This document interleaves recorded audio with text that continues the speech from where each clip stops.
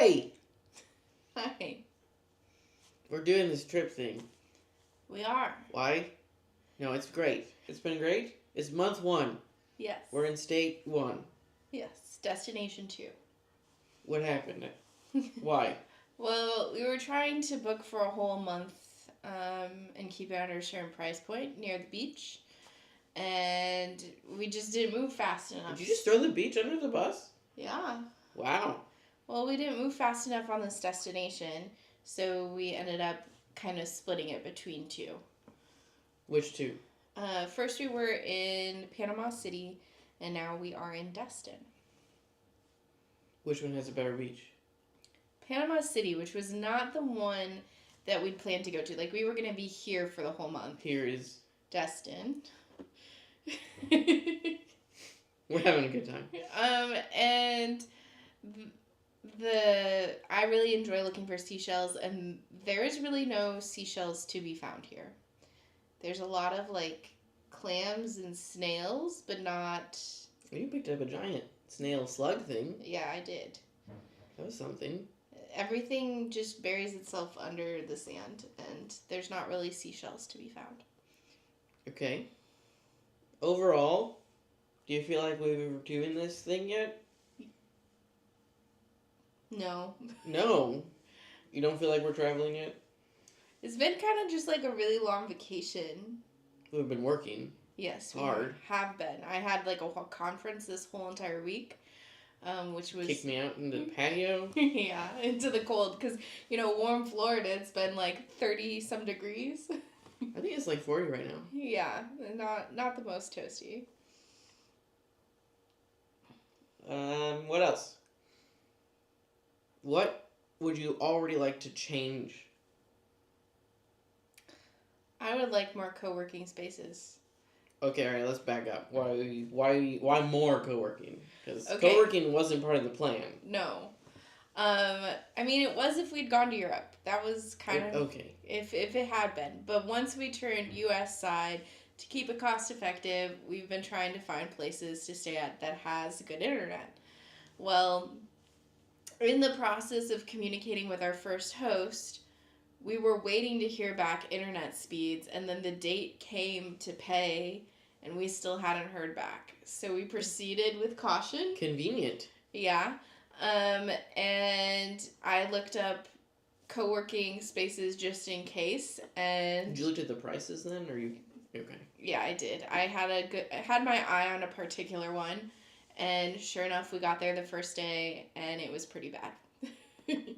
Got where? Well, we got to our Airbnb, and the internet speeds were very laggy. We do a weekly family video call, and we were lagging a lot during that call. That call has 4 participants. 3 loaded fine, 1 joined late, and the internet's like, no, you can't see this person's video. Yes. And then the next day we do like a video call with friends. Right, we each do an individual video call with friends. So I call a friend, and she calls a different friend, but it happens at the same time, so that she doesn't feel like she's losing out on together time. And so yours starts a little bit later, because your friend is maybe less punctual, which is perfectly acceptable. So everything was working pretty well for me overall. No issues. And then you turned on your computer to try to take yours, and immediately it got a little choppy. Yeah. So we quickly pivoted on that plan. Yeah. I ended up just doing mine as a phone call instead. And we had other limitations. Like, typically, when I'm calling this friend, we're playing games online together. We didn't even try that. Because I knew that wasn't going to work. No. Yeah. Yeah, so we ended up, it was called The Hive, PCFL, Panama City, Florida. And we worked from there every single day. We got up at 7, had breakfast, left the house about 7:45, got there at 8. We were literally the people there the most Yeah. for those 2 weeks. For that week. Yes. 2 weeks? 2 weeks. 2 weeks. Yeah. We were there from like 8 to 4 most days, a little later on some days. And then we'd always take a 30-minute lunch break because the beach was a 5-minute walk away. And we're like 8. Yeah. So we'd go down there, but we were on Panama City side. Like, our Airbnb was on the beach side. Panama City side doesn't really have much beach space, but there was a little tiny area near us. That was kind of nice. Well, and you got to drive on a bridge. We got to drive on a bridge every morning. Yeah. You love bridges. I do love bridges. I think they're really cool. Do you know anything about bridges structurally? No, they're just really pretty architecture. You don't care how they work. And then they were like super foggy, like almost every single morning, almost every morning. So then it just looked really cool how things would emerge. And there's this little strip of land that was just like the ocean on one side and historic old buildings on the other. And so you would just see the sky would be all fog, the water would be about the same color, and then there'd be like a duck. And that was like the only thing you could see out there. It was pretty cool. Is the duck cooler than the bridge? No. Yeah. That's the highlights, yeah. So what about... So when I've been talking to people and telling them about this trip, they are... always very interested in furnished finders, which we touched on some last time. Yeah. Now, so far, the 2 places we've been, neither one has been booked on furnished finders. No. Was either one available on furnished finders? The first one was. The first place, the Panama City Beach place was. Yes. Okay. But we didn't book it through there because it was too short. Well, we didn't book it through there because they don't have quite the automated system to do that. Like, you have to message the host. The host has to do work on their end to approve it and then send it back. And because he was registered in more than one place, like, the Airbnb had been booked for 2 weeks out of the month. Furnished Finder's minimum requirement is a month to stay. And it doesn't update automatically based on where it's posted in other places. Sure. So I ended up just pulling the trigger because as soon as you paid it on Airbnb, it locked you in. What other advantages or disadvantages are there to between those 2 platforms specifically? Okay, so for those of you who haven't heard, Furnished Finders is typically used by travel nurses, though it's grown to really just traveling professionals in general. You're required to stay for about a month, and it's hosted by individuals. So the pros of it is that it tends to be a little bit cheaper than an Airbnb because they're not paying fees to a platform like Airbnb. I don't think Furnished Finder charges them. And for our desire to stay for about a month at a place, it seems like really nice. And while not every single one of them has great internet, they do cater to working people more so than Airbnb, that's more catering to vacationers. So as a result, it sounds more appealing. The downfalls of it is that the owners could be scamming you. You have to do your own background research on them. The way that they show fees, it shows you the cost of the stay for the month, but you have to go into it to see the cost of applying, like they're a landlord and you're applying to the space. Not all of them charge, but some do. There can be other fees for cleaning and other stuff. So like it might look like a really good deal and then you get into the details and it's not. Also, what my experience has been so far is that they can't book super far out. If they have a host currently there, they're going to wait till about the end of the contract of their time there and check in with the person staying to be like, would you like to extend your contract with us? And as a result, we had a place we wanted to stay in March that kept kind of leading us along saying, oh, we'll let you know if it's still available. And when it came time, it wasn't. Yeah. So that was all through Furnished Finders? Yeah. So that was a big deal, right? Like we were excited to stay at this place. We hadn't really looked anywhere else to stay in this place. Except we're planning on staying in that state. And that state has now been removed from the list, which is kind of okay. But it meant that we really struggled last week to try to find somewhere that would have everything we needed and would keep the price we wanted. Yes. So we ended up with an extra 13-hour drive that we weren't necessarily expecting. I don't know if extra would suggest it's above and beyond what we were planning to already drive. It's at least an extra 8 hours. I want to Google that. Look in the comments to see who is right. Yeah. It's probably her. But yeah, so we ended up really having to extend the reach of where we were looking, and we're booking through Airbnb again. We did book it, right? Yeah. It's booked. It's booked, yeah. Scared me there. So now we're starting to look ahead to May, and what that'll look like, because that's our next one we don't have booked. Yeah, and so where we're planning for that is also a little shaky. So what we're learning is all of our plans are falling apart, and that's okay. Mm-hmm. And we're making it happen. Also, be on the lookout for turtles. There should be a turtle video somewhere. If you can't find it here, go check out the Tech and Trails channel that has my daily updates. There will be turtles. Yes. We may go record that next. Yeah. Watch all the turtles be gone. That would be so sad. Alright, anything else? Update-wise? What's good, what's bad? Anything in general?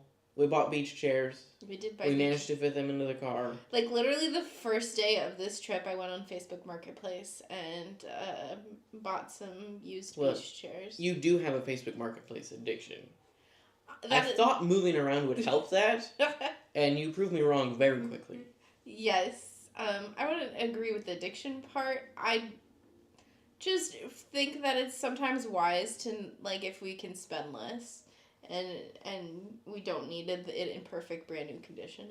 Sometimes it's things we don't need at all, though. We needed the beach chairs. Okay. Are we going to try to sell the beach chairs next week? That, or leave it with someone on the beach. Cool. Or take them with us to where there is no beach. Yep. You can't put them in the dumpster here. They've got plenty of rules there. About chairs? Yeah. Is that like if we break them first, can we put them in the dumpster? No. No. They're not really furniture, though. They have, it's like $100 fine, and the list is very, very long, and it's camera recorded. I have face paint. I actually don't. I did not. Face paint didn't make it on the trip. Actually, I'm sorry. Last chance for this update.